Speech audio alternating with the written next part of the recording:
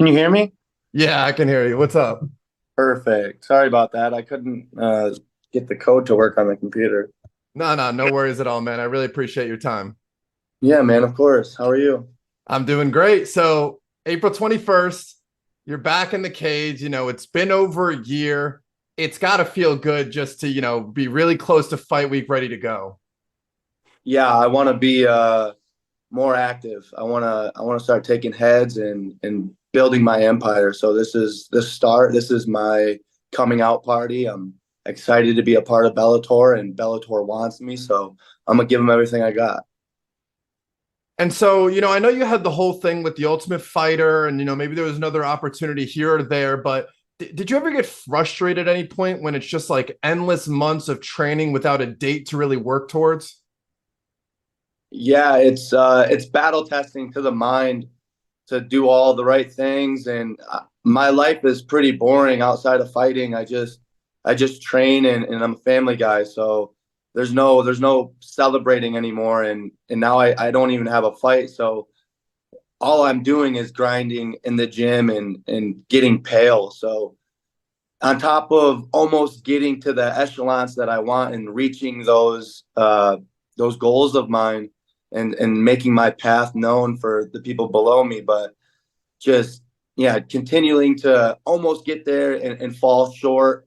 I said the other day that you need to get knocked off balance sometimes to find your footing, and I believe that I found my footing now, and I'm ready to run.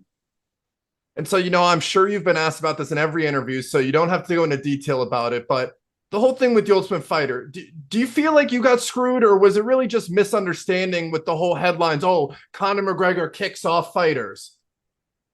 I got screwed. There's no two ways about it. Um, I read Matthew McConaughey's book called Green Light, and you got to just find the green lights and everything. So that wasn't my journey. That wasn't part of my path. I got to come out to Vegas for free. They paid me. On top of that, they paid me to stay at the hotel, and I met a bunch of good fighters that I had to be icing, but I was still talking to them, and I met a lot of good connections, and people reached out for me and spoke to Team Extreme out here and other coaches in Vegas. So a lot of good came from it. Sure, I would like to be on TV and fight and win the show in front of the world, but it gave me an alternate route, and now I'm here. So when did Bellator start hitting you up, and what's been your experience like with them thus far? I think the week that I was being an alternate for the Ultimate Fighter, I was also trying to get on the John Jones card and short notice fights. I was almost on a bunch of short notice fights. And my boy Myron Malaki from XFC, former business guy that I worked with, and he was talking to Scott Croker or somebody, and he was like, "Hey man, you want to fight for Bellator? Like, send me over your record and how many finishes." And I was like, you know what?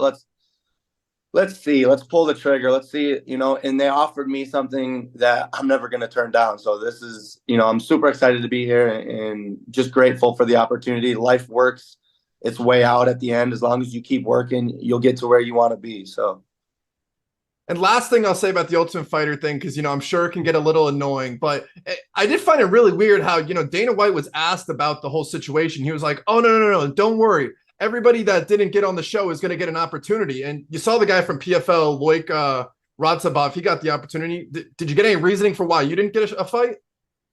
I didn't wait around. I didn't, I was playing pickleball with the owner of Ruby Management, and he was like, "You could have just waited 2-3 days, Kenny." I was like, "It's not about that. It's not Mm-hmm. really about that." I felt just ran over, and it was time for me to pick myself up and do something for me, not just back in the day. It's like you go to Aeropostale or you go to Hollister. Everybody wanted Hollister.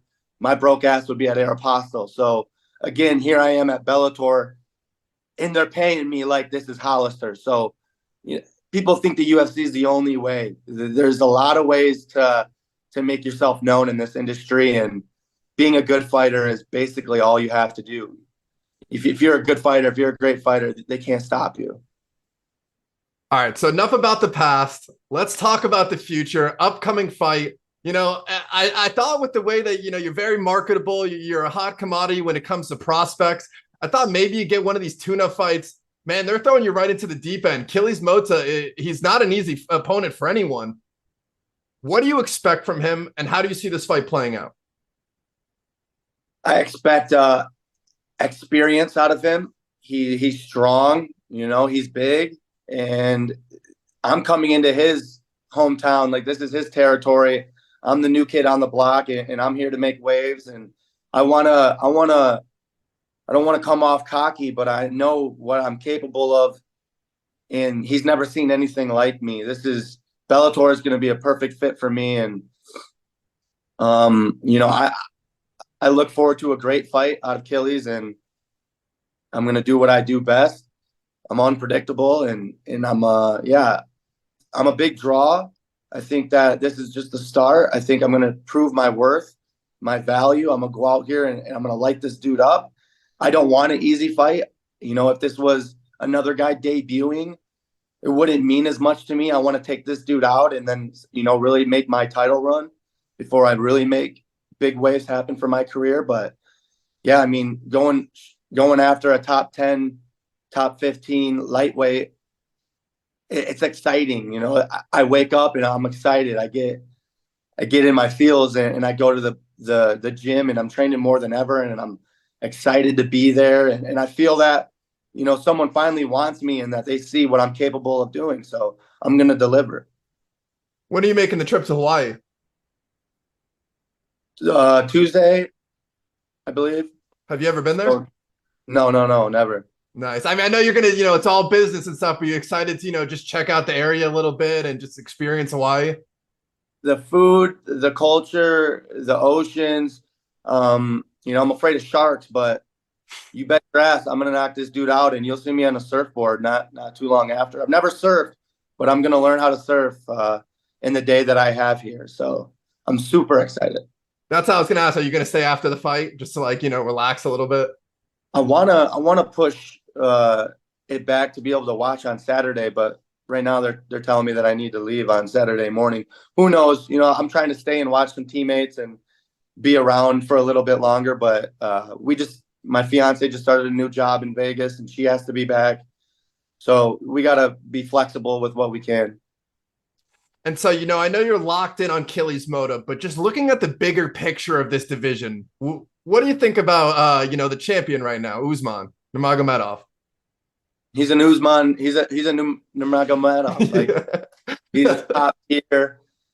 The discipline of these guys and the pedigree and their teammates and their mindset and their support systems, their sponsors, the people that believe in them, their higher power, they have purpose and they have reasons. So anyone who has all that's going to be a tough opponent. The thing is that I'm finding and gathering and accumulating all the same things. And at the end of the day, who believes in themselves more? Who's got the longer reach, and who's got the more explosivity?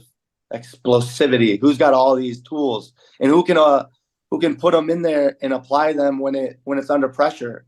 I think that I deal well under pressure, and I'm competing against not only the best in the world, myself, but other people. So I'm here for the challenge. I accept anybody, and I want to just humbly take this dude out and show the world like who I am inside and out. Do you think the mental aspects of MMA are more important than the physical? I think you need one to level up the other. I think they kind of lean on each other back and forth. You got to get to the next level before you think you're the best fighter in the world. You have to actually know how to throw a punch, take a shot, and vice versa. You got to kind of build off of yourself and your training and your belief of coming up as a kid and what you've been through. Like when I was 7, I was climbing trees.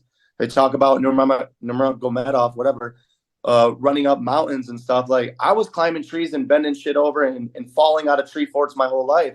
I was outside running around doing crazy shit. So I'm up there. I'm up there with the best of them. I'm ready to dial in and focus my craft and give the world someone new to talk about.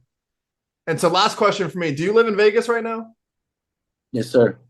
Okay, so I'm moving there in a month. You got any recommendations, tips, anything like that I should know about? Go hike the mountains, man. Go to Red Right. Rock. Been able to explore too much because it's just in the gym all day long. But Casey and I have went out. Well, actually, Casey and I didn't go out, but I have went and ran Red Rocks with some buddies of mine, and it's just a euphoric feeling. I try to videotape it and tell my boy, and it's just not the same. You got to get out there and feel it for yourself. It'll change. It changed my life. It changed my mind, and it's just beautiful out here all day, every day. I come from Michigan. I'm the Midwest boy, where you got to hike through snow to get to your car, to get to the gym, and out here you can just train all day long. Yeah, I'm staying about like 5 miles from there. But anyways, I really appreciate your time, man. I hope for all the best for you moving forward, and I cannot wait to see you fight on the 21st. Thank you for having me. Nice meeting you, Jake. Yes. Nice to meet you too. Have a great day. Have a good one, bro.